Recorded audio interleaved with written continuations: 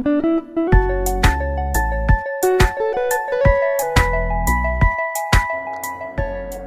महर्षि बहुत कुशल धनुर्धर भी थे।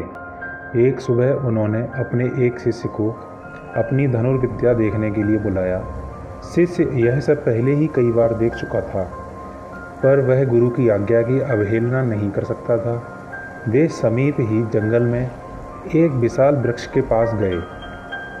रमन महर्षि के पास एक फूल था, जिसे उन्होंने पेड़ की एक शाखा पर रख दिया।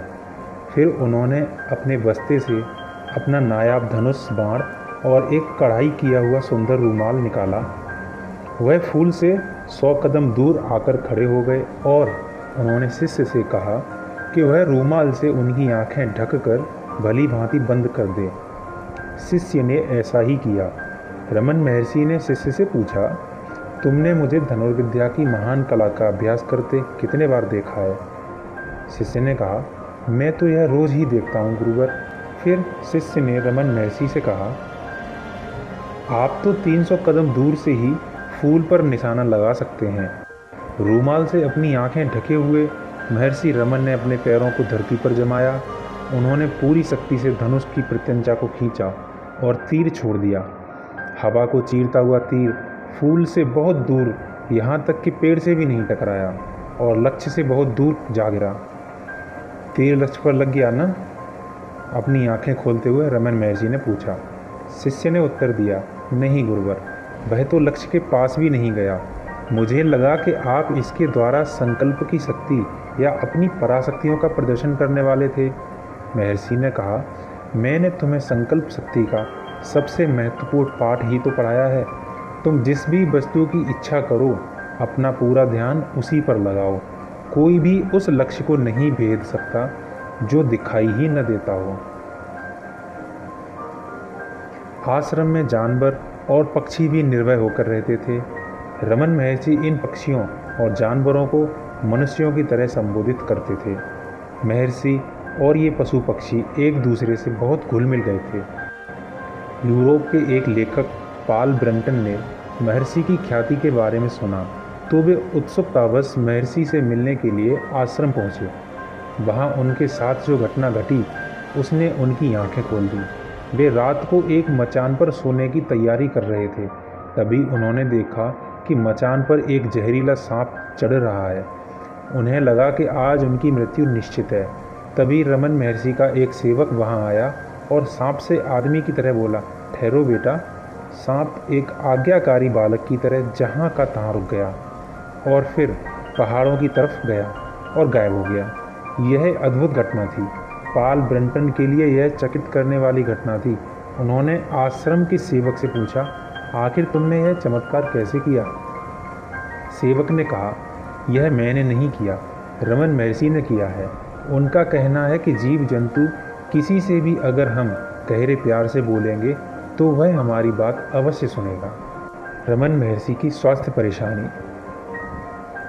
रमन महर्षि की 1947 में तबीयत खराब होने लगी और कुछ समय उपरांत उनके बाएं हाथ की कोहनी में एक गांठ हो गई। आश्रम के चिकित्सकों ने इसे काटकर बाहर निकाला, लेकिन 1 महीने में यह फिर से हो गई। क्योंकि महर्षि अरुणाचलम से बाहर नहीं जाते थे, इसलिए चेन्नई से शल्य चिकित्सकों का एक दल आश्रम आया। जब शल्य क्रिया प्रारंभ करने का समय आया, तब चिकित्सकों ने महर्षि रमन को मूर्छावस्था में लाना चाहा, जिसे करने से उन्होंने मना कर दिया। शल्य चिकित्सक शल्य क्रिया करने में जुट गए, किंतु उनके सामने एक समस्या खड़ी हो गई। जब गांठ में स्थित मृत कोशिकाओं को काटते हैं तो दर्द नहीं होता, लेकिन जब जीवित कोशिकाओं को काटते हैं तो दर्द होता है।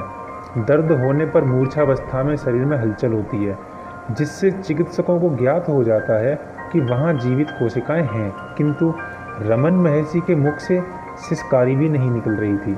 अतः डॉक्टरों को परेशानी यह थी कि पता कैसे लगे कि कौन सी कोशिकाएं मृत हैं और कौन सी जीवित। चिकित्सकों ने अपनी परेशानी महर्षि रमन के सामने रखी तो उन्होंने कहा, जिस शरीर पर तुम शल्य क्रिया कर रहे हो वह मैं नहीं हूँ। मैंने अपने आप को शरीर से अलग कर रखा है और वेदना तो शरीर को होती है। शल्य क्रिया के बाद भी वह गांठ ठीक नहीं हो पाई। महर्षि का देहावसान। इसके बाद शल्य चिकित्सकों ने महर्षि का हाथ अलग करने का सुझाव दिया, जिसे उन्होंने मना कर दिया। उन्होंने कहा कि चिंता की कोई बात नहीं है, शरीर नश्वर है और इसका एक प्राकृतिक अंत अवश्य है। इसे पंगु बना देना सही नहीं है। महर्षि की आंखों में हमेशा की तरह चमक थी और वह अपने दर्द के प्रति उदासीन थे।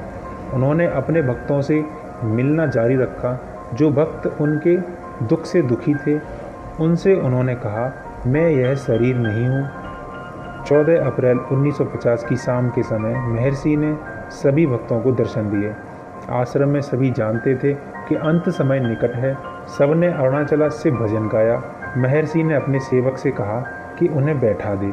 उन्होंने थोड़े समय के लिए अपनी चमकदार और अनुग्रहित आंखें खोली। उनके चेहरे पर मुस्कान थी और उनकी आंखों के बाहरी कोनों से आनंद के आंसू निकले।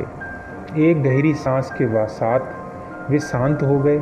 उसी क्षण एक धूमकेतु आकाश में दिखाई दिया, जो कि धीरे धीरे पवित्र पर्वत अरुणाचला के शिखर पर पहुंचकर उसके पीछे गायब हो गया।